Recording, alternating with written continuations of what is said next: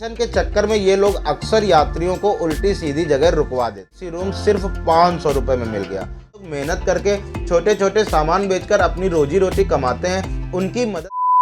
नमस्कार दोस्तों, मैं हूं आपका दोस्त सौरभ और आप देख रहे हैं आपका अपना YouTube चैनल सानिध्य ब्लॉग। दोस्तों, पिछले वीडियो में आपने देखी हमारी रामेश्वरम की यादगार यात्रा और यह है हमारी साउथ इंडिया ट्रैवल सीरीज का दूसरा वीडियो। रामेश्वरम से ट्रेन पकड़कर हम आ पहुंचे हैं मदुरई। इस वीडियो में मैं आपको दिखाऊंगा कि कैसे हमने प्रसिद्ध मीनाक्षी अम्मन मंदिर के दर्शन किए और मंदिर दर्शन के बाद मदुरई की गलियों, मंदिरों और खास जगहों को एक एक करके कैसे एक्सप्लोर किया। अगर आप मदुरई आ रहे हैं तो रुकने का विकल्प कहां कहां मिल सकता है और कम बजट में आप आसानी से कैसे मदुरई घूम सकते हैं, यह भी मैं आपको बताऊंगा। भोजन की व्यवस्था से लेकर हमारी पूरी यात्रा के अनुभव तक सब कुछ आपको डिटेल में बताऊंगा। और हाँ, हमारे साथ इस सफर में जो मजेदार घटनाएं घटी वो भी आपको सुनाऊंगा। तो दोस्तों, जल्दी से वीडियो को लाइक कर दीजिए, अपने दोस्तों के साथ शेयर कर दीजिए और चैनल पर नए हो तो चैनल को सब्सक्राइब करके बेल आइकन जरूर दबा दीजिए। तो चलिए शुरू करते हैं हमारी मदुरई की शानदार यात्रा को।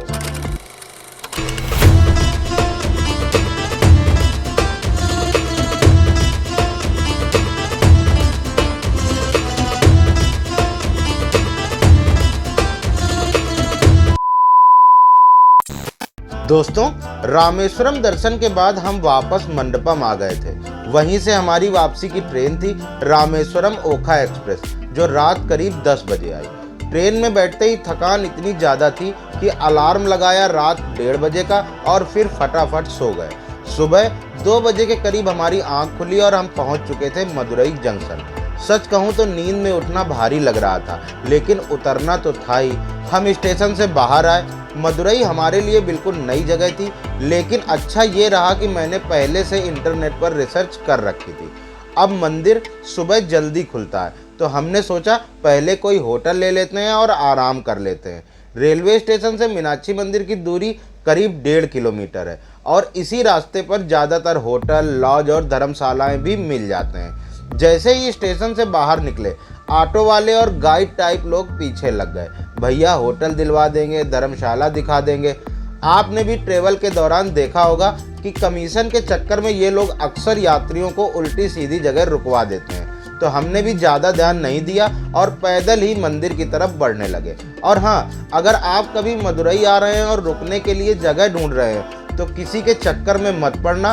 सीधे स्टेशन से बाहर निकलो और जैसे ही मीनाक्षी मंदिर की तरफ चलोगे, इसी रोड पर आपको ढेर सारे होटल, लॉज और धर्मशालाएं आसानी से मिल जाएंगी। वहाँ से जब आप 20 मीटर आगे की तरफ आएंगे तो ये आपको एक रोड मिलेगी जिसको टाउन हॉल रोड बोलते हैं। ये रोड जो है सीधा मीनाक्षी अम्मन टेम्पल के लिए लेकर के आपको जाएगी।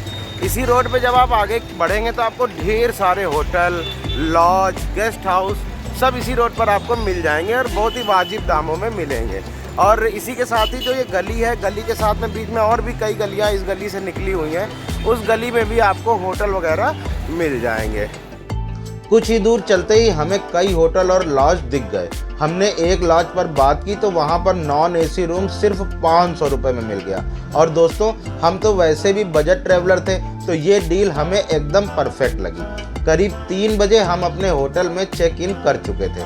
सामान को एक तरफ रखा और बिना देरी किए गहरी नींद में सो गए। सुबह करीब 6:30 बजे उठे और नहा धोकर तैयार हो गए और 7 बजे के आसपास निकल पड़े मदुरई के प्रसिद्ध मीनाक्षी अम्मन मंदिर के दर्शन के लिए। दोस्तों, जहां पर हम रुके थे वहां से मीनाक्षी अम्मन मंदिर केवल 700 मीटर की दूरी पर था। तो हमने सोचा कि ऑटो वगैरह लेने की कोई ज़रूरत ही नहीं, पैदल ही मंदिर की ओर बढ़ते हैं। करीब 10 मिनट चलते चलते जैसे ही हम मंदिर के पास पहुंचे तो सबसे पहले हमें मंदिर का भव्य द्वार दिखाई दिया। दोस्तों, सच बताऊं तो पहले तो हमें यही लगा कि यही पूरा मंदिर है, लेकिन बाद में समझ आया कि साउथ इंडिया के मंदिरों का आर्किटेक्चर ऐसा ही होता है। ऊंचे ऊंचे गोपुरम ये असली मंदिर का प्रवेश होता है। अब जैसे ही हम मंदिर के द्वार पर पहुंचे तो देखा कि अंदर जाने के लिए काफ़ी लंबी लाइन लगी हुई थी। वहीं हमें जानकारी मिली कि मंदिर के अंदर मोबाइल कैमरा या बैग, किसी भी तरह की चीज़ें ले जाना सख्त मना है। मंदिर प्रशासन की तरफ से बाहर ही एक काउंटर बनाया गया है जहां आपको अपना सामान जमा करना होता है। चार्ज भी बहुत ही सिंपल है। मोबाइल जमा करने का चार्ज 2 रुपये प्रति मोबाइल और बैग जमा करने का चार्ज 5 रुपये प्रति बैग होता है। हमने भी वहां पर अपना बैग, मोबाइल और जूते चप्पल जमा कर दिए और फिर आराम से मंदिर के दर्शन के लिए लाइन में लग गए। हाँ, क्योंकि अंदर मोबाइल और कैमरा बिल्कुल अलाउड नहीं है, तो आपको मंदिर के अंदर का विजुअल तो नहीं दिखा पाऊंगा, लेकिन अंदर की पूरी प्रक्रिया, दर्शन का अनुभव और वहां का माहौल मैं आपको डिटेल में जरूर बताने वाला हूं। दोस्तों, लाइन में लगने के बाद धीरे धीरे हम मंदिर के गोपुरम यानी विशाल द्वार तक पहुंचे। अंदर झांक कर देखा तो लगा अभी तो यह शुरुआत है, असली मंदिर तो और भी अंदर है। भीतर प्रवेश करते ही भीषण लंबी लाइन दिखी। हमने सोचा अगर ऐसे ही खड़े रहे तो दर्शन में बहुत देर हो जाएगी। फिर हमने वहीं पर उपलब्ध वीआईपी टिकट ले लिया। वीआईपी टिकट का प्राइस 100 रुपये था। दरअसल 2 मंदिर के टिकट थे, एक 50 रुपये मीनाक्षी अम्मन मंदिर के लिए और दूसरे 50 रुपये सुंदरेश्वर भगवान के दर्शन के लिए। आप चाहें तो सिर्फ एक मंदिर का टिकट भी ले सकते हैं, लेकिन हमने सोचा कि दोनों के दर्शन करेंगे तो हमने दोनों का टिकट ले लिया। अब भले ही हम वीआईपी लाइन में थे, लेकिन वहाँ भी लंबी भीड़ थी। हजारों भक्त दूर दूर से आए थे। हर किसी के चेहरे पर अलग रंग और भाव था। कई दक्षिण भारतीय भक्त धोती पहनकर और बिना कमीज के दर्शन कर रहे थे। ये देखकर एक अलग ही आध्यात्मिक माहौल बन गया। लाइन में चलते चलते हमने अंदर एक स्वर्ण पुष्प कमल वाला तालाब भी देखा, जो वाकई में बहुत ही अद्भुत था। करीब 1 घंटे बाद हमने मीनाक्षी अम्मन मंदिर के दर्शन किए। दर्शन करके जैसे ही बाहर निकले तो बगल में ही भगवान सुंदरेश्वर का मंदिर था। चूंकि हमारे पास टिकट था तो हम वहाँ भी वीआईपी लाइन में लगे। यहाँ लगभग 15-20 मिनट लगे और फिर भगवान के दर्शन हो गए। दोनों मंदिरों के दर्शन के बाद जब हम बाहर निकलने लगे तो मंदिर प्रशासन की तरफ से निःशुल्क प्रसाद भी मिला, जिसे हमने श्रद्धा से ग्रहण किया। बाहर आते समय मंदिर की भव्यता को निहारते हुए हम कुछ देर रुके, क्योंकि सच बताऊं तो वहाँ की ऊर्जा अलग ही महसूस हो रही थी।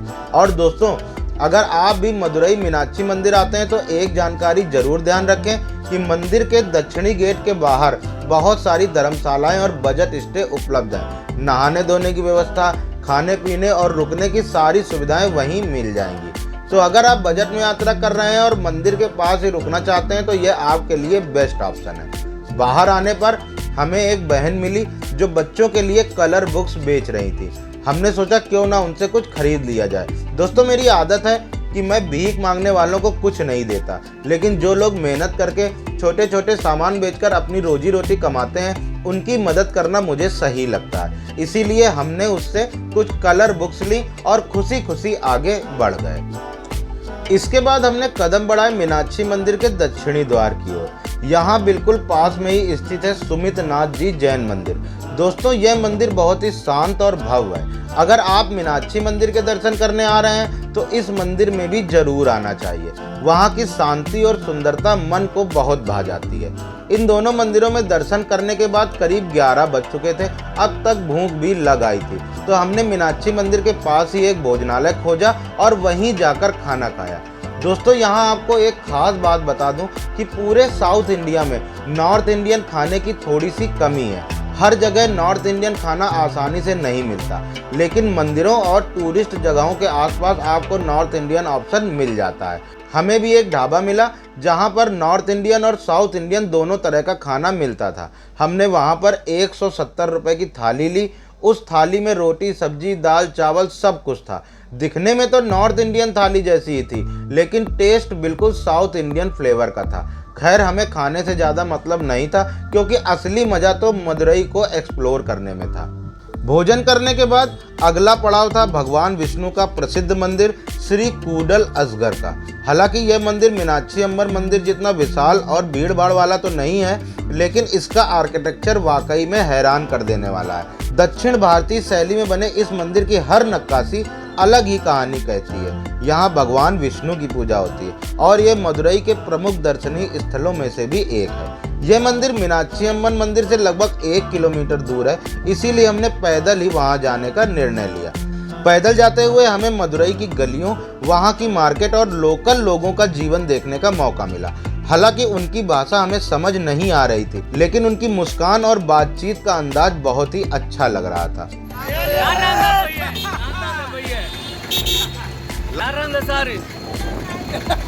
Thank you.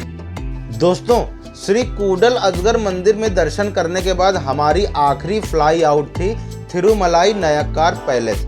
यह महल मीनाक्षी मंदिर से लगभग 1.5 किलोमीटर दूर स्थित है। यह 17वीं सदी का एक ऐतिहासिक स्थल है जिसे राजा थिरुमलाई नायक ने बनवाया था। कहा जाता है कि यह महल विजयनगर और इंडो सरासैनिक वास्तुकला का एक शानदार संगम है। महल के गेट पर पहुंचकर हमने टिकट लिया। टिकट का दाम था सिर्फ 25 रुपये प्रति व्यक्ति। जैसे ही अंदर गए, सामने का नज़ारा देखकर दिल सचमुच मंत्रमुग्ध हो गया।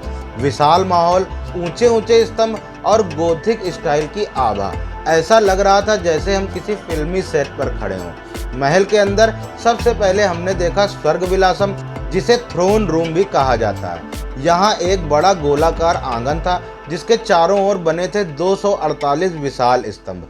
कुछ स्तंभ तो इतने ऊंचे थे कि लगभग 20 मीटर तक ऊपर चले जाते थे। इसके पास ही था खूबसूरत ऑक्टागोनल हॉल, जिसकी भव्यता देखते ही बनती थी। घूमते घूमते मन में यही ख्याल आ रहा था कि ये महल सिर्फ दीवारें और खंभे नहीं है, बल्कि यह इतिहास, कला और भावनाओं का संगम है। करीब शाम के 4 बजे तक हम महल के हर कोने को एक्सप्लोर कर चुके थे। उसके बाद हमने सोचा क्यों ना पास के लोकल मार्केट में थोड़ा घूमा जाए। तो दोस्तों, मीनाक्षी मंदिर के आसपास का मार्केट भी उतना ही जीवंत था। छोटे छोटे स्टॉल, लोकल चीजें, बच्चों के खिलौने, खाने पीने की दुकानें, यहाँ की रौनक ने सफर को और भी दिलचस्प बना दिया। असल में मीनाक्षी मंदिर के आसपास जितने भी प्रमुख स्पॉट थे वो सब हम घूम चुके थे। बाकी जो जगहें बची थी वो थोड़ी दूर थी, और सच कहूँ तो हमारा मुख्य उद्देश्य मीनाक्षी अम्मन मंदिर के दर्शन करना ही था, तो वो उद्देश्य हमारा पूरा हो चुका था।